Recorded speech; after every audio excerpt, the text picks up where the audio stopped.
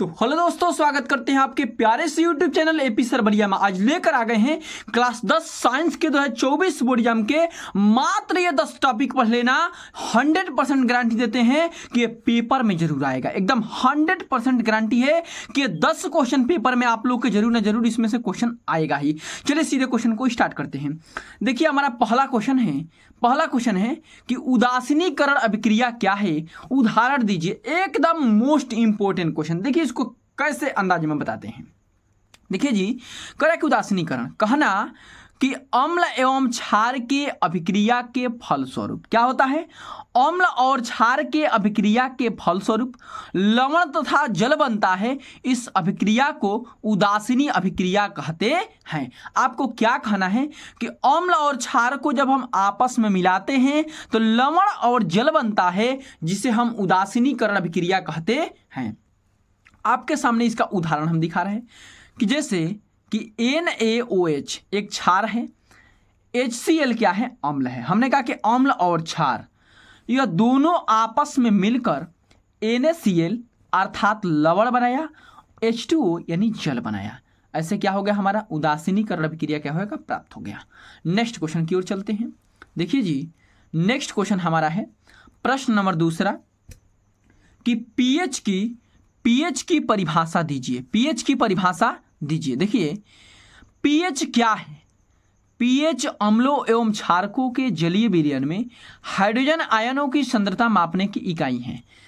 समझिए कि पीएच क्या है, तो जलीय विलयन में वो हाइड्रोजन आयन की सांद्रता मापने की एक क्या है, यूनिट। जैसे हम जल को मापने के लिए लीटर का प्रयोग करते हैं, किसी चावल को, गेहूं को मापने के लिए किलो का प्रयोग किया जाता है। सेम टू सेम इसी प्रकार अम्ल में क्षारकों के जलीय विलयन मापने के लिए हम पीएच इकाई पैमाना क्या करते हैं, प्रयोग करते हैं। यह पीएच क्या है, एक पैमाना है यानी इकाई है।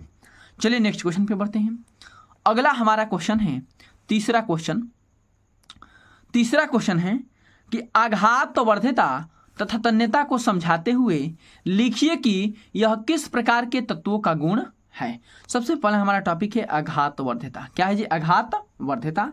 बहुत ही आसान टॉपिक है। चलिए हम समझते हैं कि धातुओं का वह गुण जो उन्हें पतली चादर के रूप में परिवर्तित कर देता है, आघात वर्ध्यता कहलाता है। कहने की मतलब क्या है कि कोई भी धातु, मान लीजिए कि एक हमारे पास लोहा की छड़ है। क्या है जी, लोहा की छड़। लोहा की क्या है, छड़ है। इसको हम लोहार के पास लेकर जाते हैं तो वह इतना पीटता है कि वह खुरपी के रूप लेता है, यानी पतली चादर के रूप में ले लेता है। उसे हम क्या बोलते हैं, आघात वर्ध्यता। समझना एक लैंग्वेज में कि धातुओं का वह गुण जो उन्हें पतली चादर के रूप में परिवर्तित कर देता है, उसे आघात वर्ध्यता कहते हैं।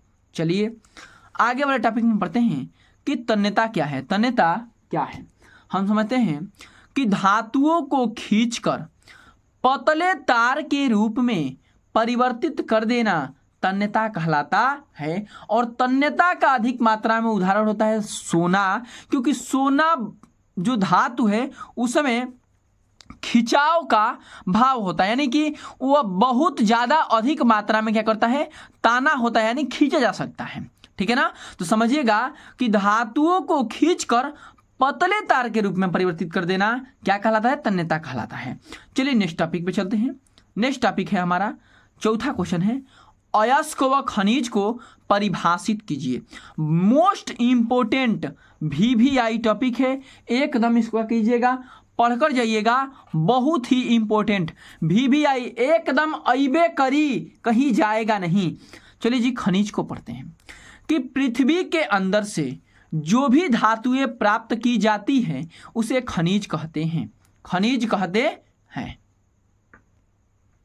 चलिए भाई, पृथ्वी के अंदर से जो भी धातुएं प्राप्त की जाती है उसे क्या कहते हैं, खनिज कहते हैं। यानी समझिएगा कि जैसे में पेट्रोल है, आखिर बताओ कि कहाँ से प्राप्त किया जाता है, खनिज, यानी कि पृथ्वी के अंदर से। कोयला कहाँ से प्राप्त किया जाता है, पृथ्वी के अंदर से। तो जितने भी धातुएं पृथ्वी के अंदर से प्राप्त की जाती है उसे हम क्या कहते हैं, खनिज कहते हैं। चलिए हम टॉपिक पे आते हैं। चलिए भाई, अगला टॉपिक है अयस्क।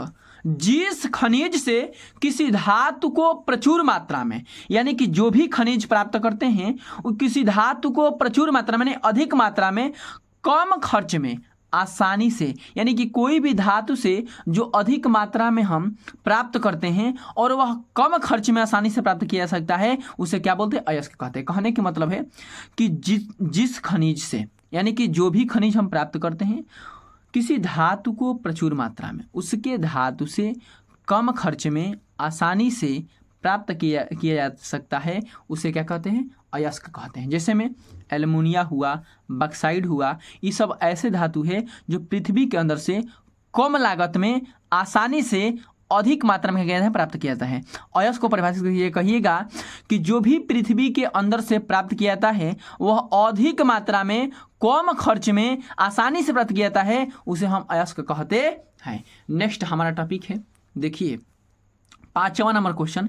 5वां क्वेश्चन है कि निस्तापन तथा भर्जन में क्या अंतर है। मोस्ट इंपोर्टेंट टॉपिक, निस्तापन तथा भर्जन में क्या अंतर है। देखिए जी, निस्तापन में अयस्क को कम ताप पर वायु की अनुपस्थिति में गर्म किया जाता है। निस्तापन में क्या होता है कि निस्तापन में अयस्क को कम ताप पर वायु की अनुपस्थिति में गर्म किया जाता है, जबकि अयस्क को उच्च ताप पर बिना वायु की नियंत्रित मात्रा में गर्म किया जाता है। इसमें निस्तापन में होता है अयस्क की मात्रा में कम ताप पर गर्म किया जाता है वायु की अनुपस्थिति में, और इसमें होता है कि जबकि अयस्क को उच्च ताप पर गर्म किया जाता है वायु की नियंत्रित मात्रा में गर्म किया जाता है। ठीक है ना, ये टॉपिक को देख लीजिएगा। 6वां हमारा टॉपिक है, 6वां नंबर टॉपिक है उभयधर्मी बक्साइट क्या है। उभयधर्मी बक्साइट क्या है, तो इसमें देखिएगा कि अम्ल तथा क्षार दोनों के साथ अभिक्रिया करते हैं, उभयधर्मी ऑक्साइड कहते हैं। यानी अम्ल और क्षार दोनों के साथ जो अभिक्रिया करेगा उसे उभयधर्मी ऑक्साइड कहलाते हैं। जैसे में कि एल्युमिनियम ऑक्साइड, यह अम्लों के साथ भी अभिक्रिया करता है और क्षार के भी साथ में करता है, इसीलिए बोलते हैं इसे उभयधर्मी ऑक्साइड। नेक्स्ट हमारा टॉपिक है मिश्र धातु क्या है, और मिश्र धातु को लगा लीजिएगा VVI, भुलाइल भटकल अइबे करी, VVI। ठीक है ना, आएगा जरूर। कहिएगा कि जब 2 या 2 से अधिक धातु क्या होता है जी, मिश्रण जानते हो ना, कभी भी एक धातु से मिश्रण नहीं बनता है। हम कहते हैं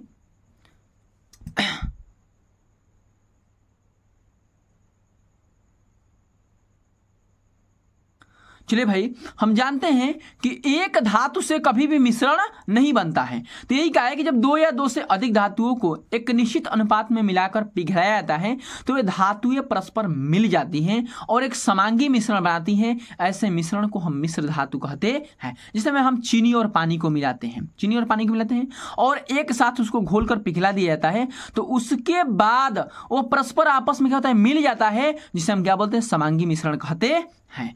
चलिए जी, लास्ट हमारा 10 क्वेश्चन बोले थे, काफ़ी समय हो गया, ऑफलाइन क्लासेस भी चलती हैं, इसी के कारण मैं वीडियो बहुत कम डाल रहा हूं, लेकिन अब वीडियो रेगुलर आएगा, तो इसलिए आप लोग को सजेशन दे रहे हैं कि आप इस चैनल पे बने रहिएगा अंत तक। देखिएगा, धमाल नहीं मचा दिए तो कहना कि एपी सर ट्यूशन से हमने क्या पढ़ा था यार, मैथ में तो धजिया उड़ा देंगे, बता रहे हैं आपको। ठीक है ना, केवल अंत तक बने रहिएगा। और हमारे हर एक वीडियो में नंबर आता है, नंबर पे कोई भी कॉल कर सकता है, वो भी व्हाट्सअप कॉल कीजिएगा या SMS कीजिएगा, उस पर वॉइस कॉल नहीं लगता है। ठीक है ना। देखिए 8वां क्वेश्चन देखिए, अच्छे साबुन की विशेषताएं लिखिए। अच्छे साबुन की विशेषताएं लिखिए।